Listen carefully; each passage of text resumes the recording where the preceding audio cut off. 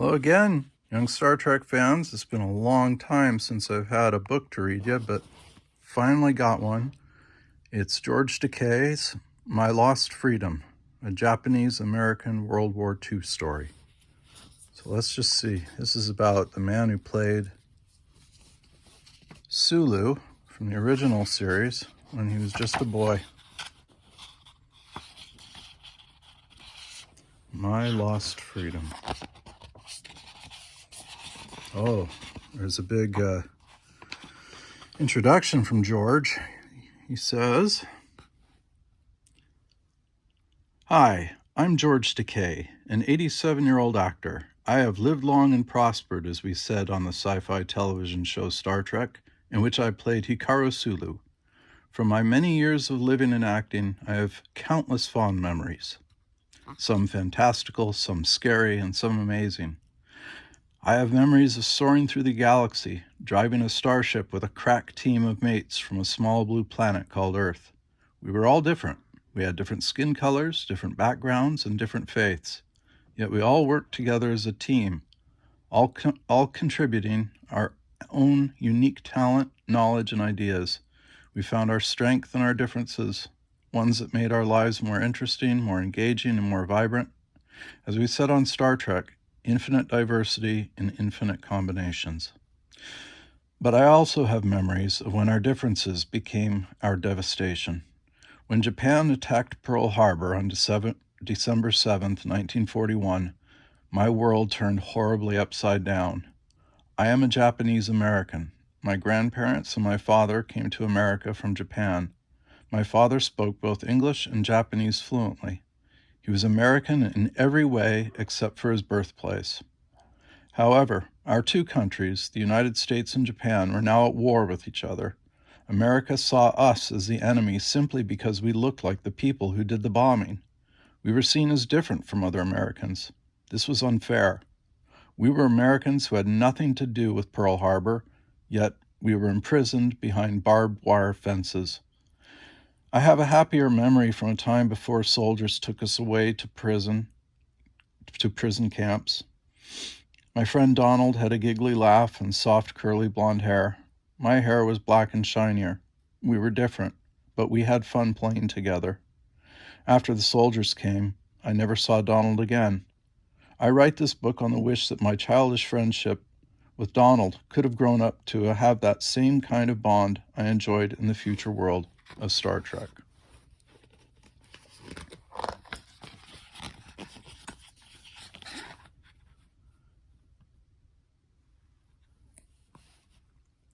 I am a grandson and son of immigrants. My father was brought to San Francisco when he was a boy by his father, a widower. My mother was born in Sacramento, California, to parents who had immigrated. Like all immigrants to America, my father and my grandparents came to this country boldly seeking a new life and opportunities. There's his dad at 12. There's his mom at 10.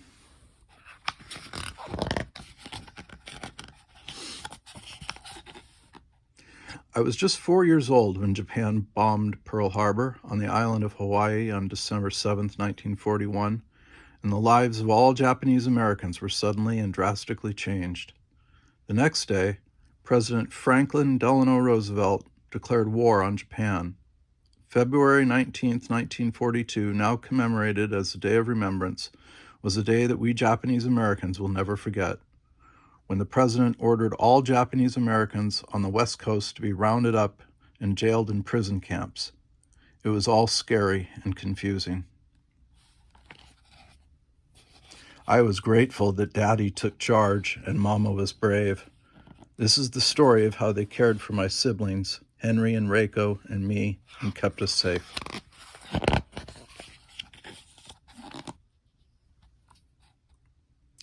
Bang, bang, bang!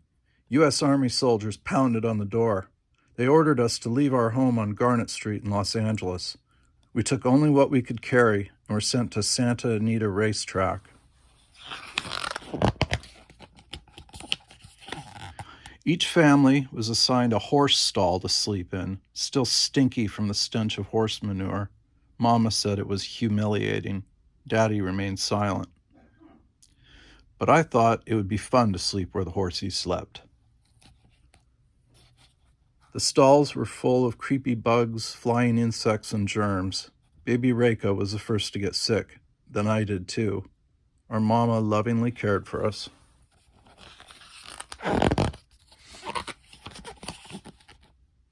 A few months later, we moved again, this time by train. I asked Daddy why. After a while, he said, "We're going on a long vacation in the country." 2 treats, a train ride and a vacation in the country. I thought every vacation by train had unsmiling soldiers with rifles stationed at both ends of each car. Mama's duffel bag was the best thing about it. Whenever any of us got bored, she reached into that bag and pulled out a lollipop or a picture book or our very own water canteen. We journeyed 3 days and 2 nights, and finally our train huffed through the green lushness of Arkansas to our destination, Camp Rohwer. Roar, roar, roar, roar. The soldiers walked up and down the train aisle, roaring like lions. They didn't scare me at all. They sounded silly. Then one of our young men shouted, "We're approaching Camp Rohwer now." That's what the soldiers were trying to say, Rohwer. I couldn't believe this was our vacation place.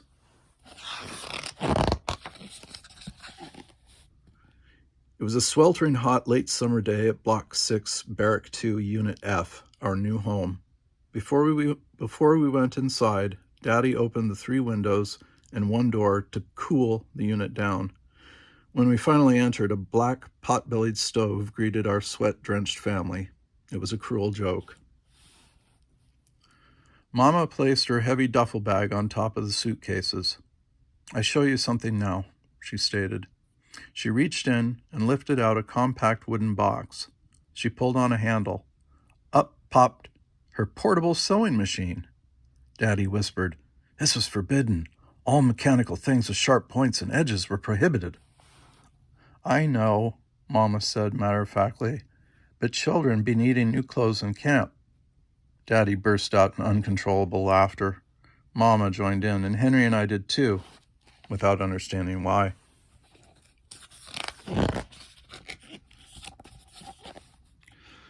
Mama plunged into her new task of making a cozy dwelling for us. She found army surplus fabrics and sewed window curtains. She gathered rags, tore them into strips, and braided them into colorful rugs. She asked a kind neighbor, Mr. Yamada, to make a table and a tiny chair from scrap lumber. Mama even made sculpture out of twisting and curving plant branches.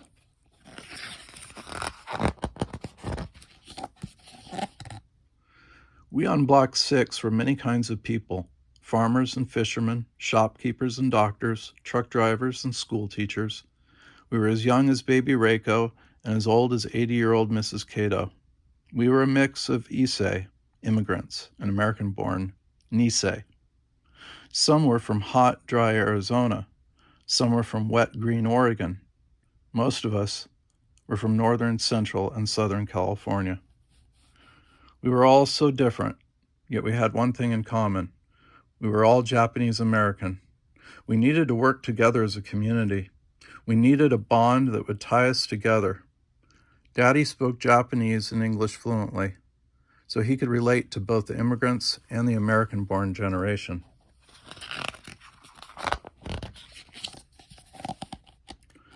Daddy was determined not to allow the gloom, despair, and suppressed anger to take over the camp. He volunteered in all sorts of ways, delivering cots, helping in emergencies, and calming down people who were upset. Daddy was elected block manager of Block 6 so that he could represent our issues to the camp administration.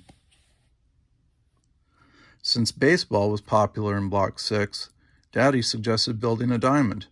Before long, the whole block was cheering at the games.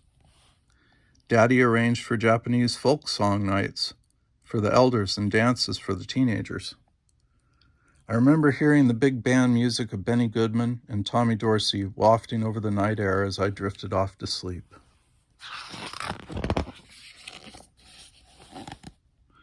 Camp Rohwer was a strange and magical place. We'd never seen trees rising out of murky waters or such colorful butterflies. Our block was surrounded by a drainage ditch, home to tiny, wiggly black fishies. I scooped them up into a jar. One morning, they had funny bumps. Then they lost their tails and their legs popped out. They turned into frogs. But to Mama, everything in Rohwer was dangerous.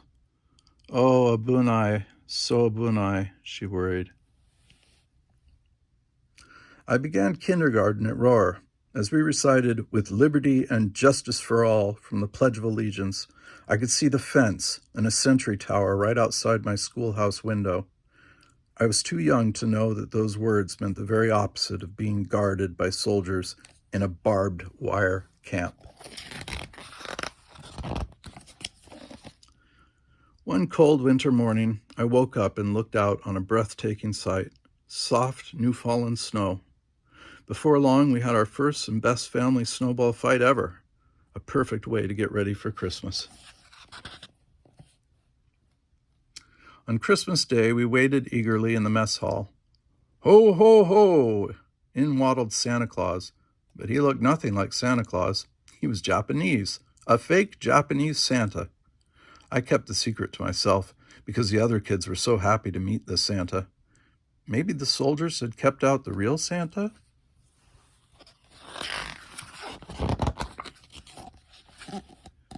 We had been at Rohwer for a year when the government changed its mind. Now they needed our young men and women to serve in the war. But all of us Japanese Americans had been classified as enemy aliens. How could enemies serve as U.S. soldiers?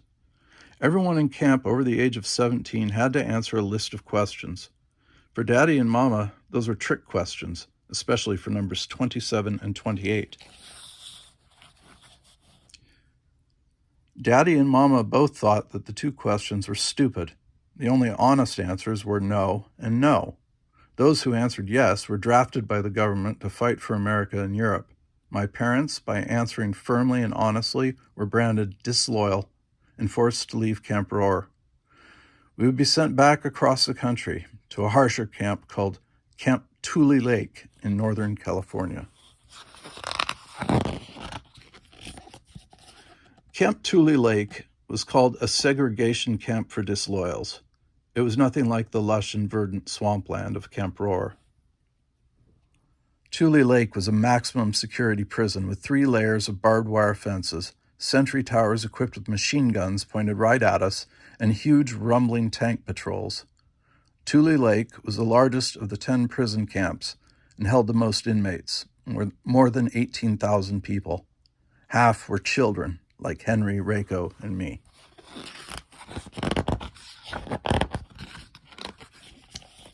Once again, Mama began making a cozy home out of a tar paper barrack. Daddy specially ordered linoleum for our cold, dusty floor. I loved being close to the mess hall because Henry and I could be the first in line for our meals. Poor Mama hated all the noise and the smells. "Stink terrible," she complained. "It's a trade-off," Daddy comforted her. "Now we have 2 small rooms for the 5 of us." There were other pluses. Movies were shown at the mess hall. For a few hours, the movies in my imagination helped me escape our narrow lives.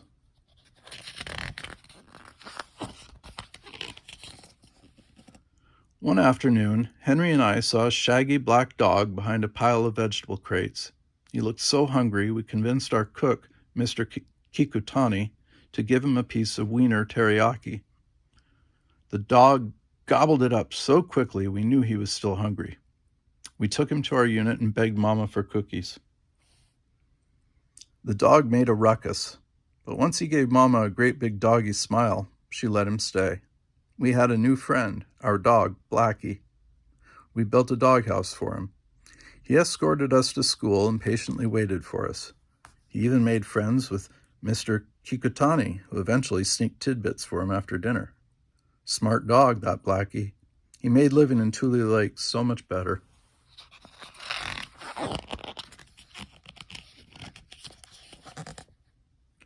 At Tule Lake, there were young men who were seething with anger at the government for calling them disloyal.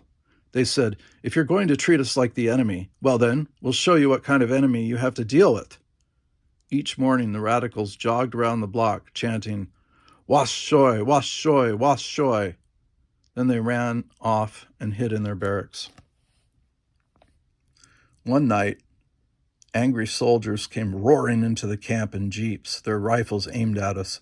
They were looking for radicals, but more often than not, innocent men were thrown in jail. I remember hearing women crying and wailing. When I asked Daddy about the radicals, he said, "In a democracy, the people have the right to assemble and protest." Half a world away, even more bewildering events were taking place. Young men who had answered yes, yes to questions 27 and 28, brothers and cousins of the radicals, had become U.S. soldiers in the all-Japanese American 442nd Regimental Combat Team. They were wearing the same uniforms as the sentry tower guards staring down at us. They were fighting heroically on far-off European battlefields carrying the American flag.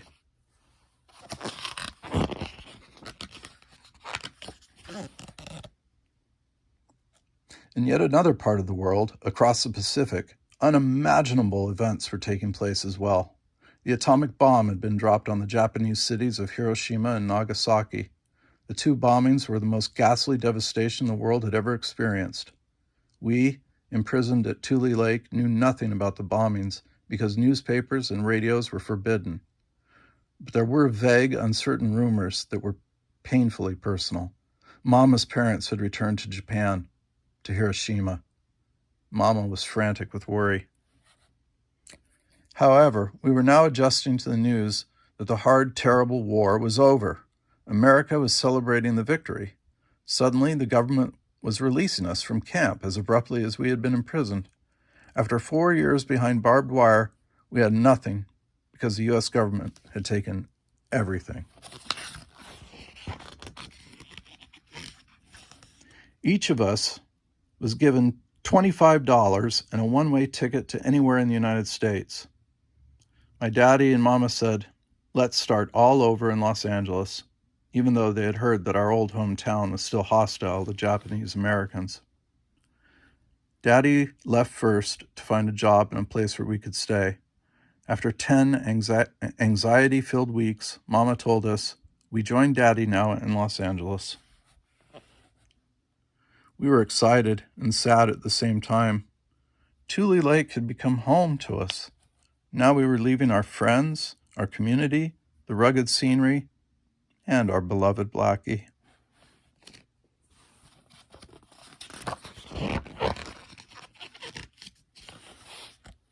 It was a long night's train journey to Los Angeles. As the train got closer, Mama, Henry, Reiko, and I saw magnificent buildings in the sky, and one soared above them all. "That's Los Angeles City Hall." "Tallest building in city," said Mama. "That's where Daddy and Mama married," she told us proudly. On the platform, Henry and I shouted, "Daddy!" Our enthusiastic hugs knocked him right over. We were all together, a family again, back in our hometown, ready to build our new future.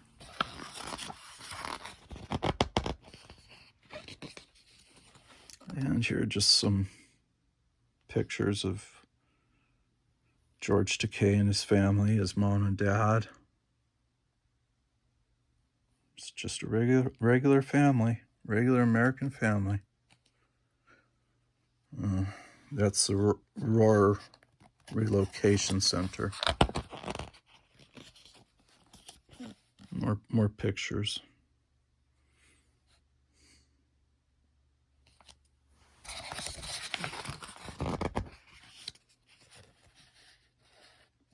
Well, I don't know if I can say I hope you enjoyed this, but I certainly hope that you learned something about American history that isn't always taught. And who better to teach it to us than Mr. Sulu, George Takei. Thanks for watching. Daddy Star Trek, signing off.